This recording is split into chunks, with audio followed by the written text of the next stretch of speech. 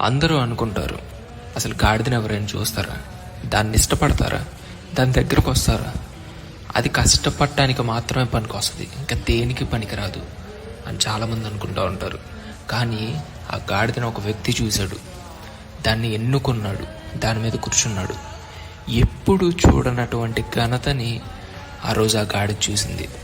ఆయన ప్రభువైన యేసుక్రీస్తు. నిజంగా నీ జీవితంలో ఇలాంటి మాటలు వినే ఉండవు. నువ్వెందుకు పనికిరావు, నీ మీద రూపాయి పెట్టిన ఎవరు కొనరు, ఇలాంటి మాటలు నీ జీవితంలో ఒక్కసారైనా వినే ఉంటావు.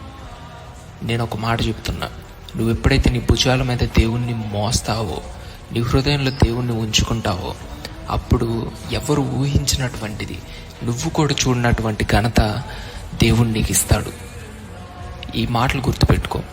పెంట కుప్పలో నుంచి దీనులను కూడా ఆయన పైకి లేవనెత్తగలడు.